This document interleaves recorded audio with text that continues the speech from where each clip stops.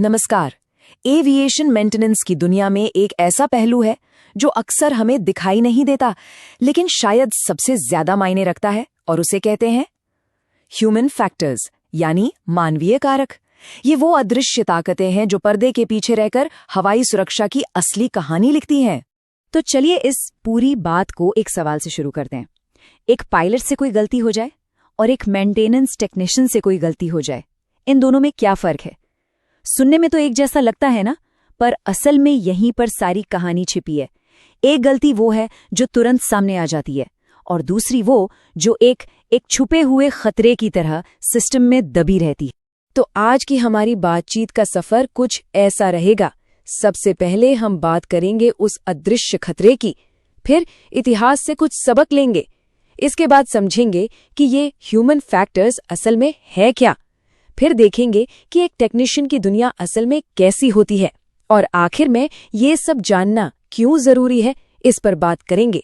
तो चलिए शुरू करते हैं पहले पॉइंट से, अदृश्य खतरा। अब मेंटेनेंस से जुड़ी गलतियों को इतना खतरनाक क्यों माना जाता है? आखिर वो इतनी अलग क्यों है?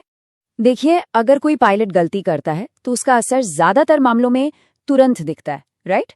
लेकिन सोचिए एक मेंटेनेंस की गलती, वो एक टाइम बॉम्ब की तरह है। पता ही नहीं चलता। वो गलती सिस्टम में हफ्तों, महीनों, यहां तक कि सैकड़ों फ्लाइट्स तक दबी रह सकती है, और फिर एक दिन अचानक बिना किसी वार्निंग के एक बड़ी मुसीबत बनकर सामने आती। अब ये सब बातें सिर्फ कहीं सुनी नहीं है, असल में इंडस्ट्री को ये सबक बहुत मुश्किल तरीके से सीखने पड़े। चलिए इतिहास में चलते हैं और देखते हैं कि कैसे कुछ हादसों ने सबकी आंखें खोल दी। बात है 1988 की। अलोहा एयरलाइंस की एक फ्लाइट हवा में थी और अचानक प्लेन की छत का एक बड़ा हिस्सा उड़ गया। आप सोच सकते हैं क्या हुआ होगा। जब जांच हुई तो पता चला कि ये किसी एक दिन की गलती नहीं थी, बल्कि सालों से हो रही छोटी छोटी मेंटेनेंस की चूक का नतीजा था। इस एक हादसे ने अमेरिका में पहली बार मेंटेनेंस में इंसानी गलतियों के मुद्दे को सबके सामने ला खड़ा किया। और फिर ठीक 2 साल बाद 1990 में यूके में एक प्लेन उड़ रहा था और उसकी कॉकपिट की विंडस्क्रीन ही निकल गई। पायलट लिटरली हवा में आधा बाहर लटक गया था, और वजह एक छोटी सी पर बहुत बड़ी गलती। विंडस्क्रीन पर गलत साइज के बोल्ट लगा दिए गए थे। एक और ऐसा हादसा जिसने दिखाया कि इंसानी गलती का नतीजा कितना भयानक हो सकता है। और ये बात बिल्कुल सच है कि मानवीय कारकों की समस्याओं और उनके समाधानों पर ध्यान खींचने के लिए एक हादसे की जरूरत पड़े।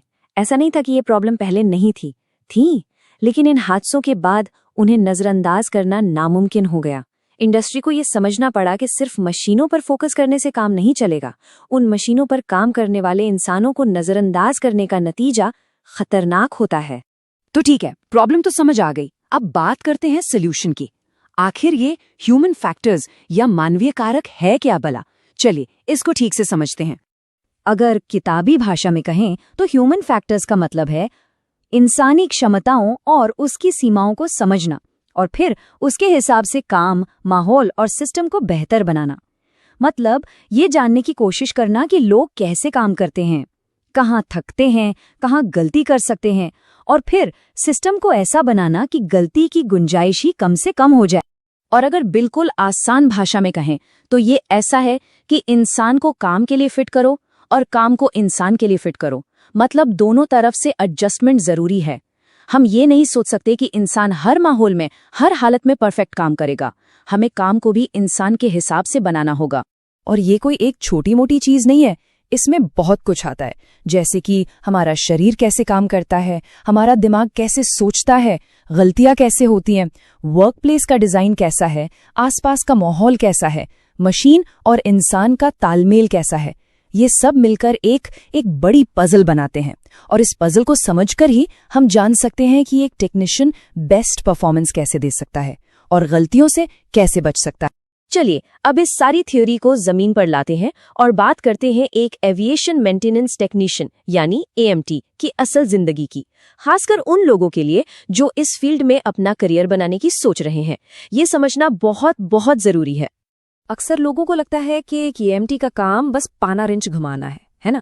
पर सच तो ये है कि उसका ज्यादातर काम करने से पहले तैयारी करने में, मैनुअल्स को समझने में और काम खत्म होने के बाद हर चीज का बिल्कुल सटीक रिकॉर्ड रखने में जाता है।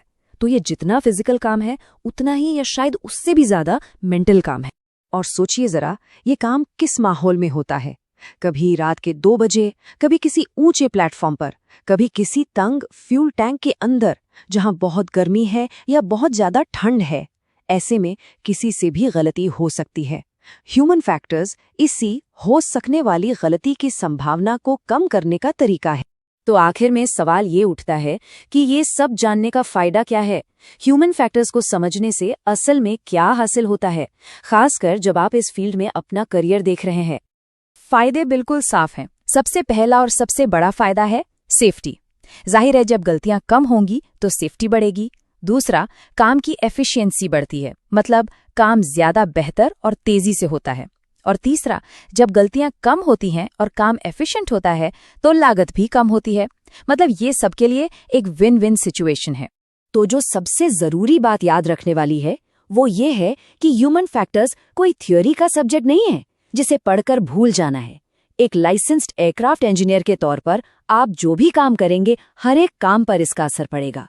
इसे समझना आपको सिर्फ एक बेहतर टेक्नीशियन ही नहीं बनाएगा, बल्कि ये आपकी टीम की और उन हजारों लाखों पैसेंजर्स की सेफ्टी को भी सुनिश्चित करेगा जो आपके काम पर भरोसा करके उस प्लेन में बैठते हैं। तो आखिर में बस एक सवाल, हम हमेशा ये तो पक्का करते हैं कि एयरक्राफ्ट उड़ने के लिए सेफ है,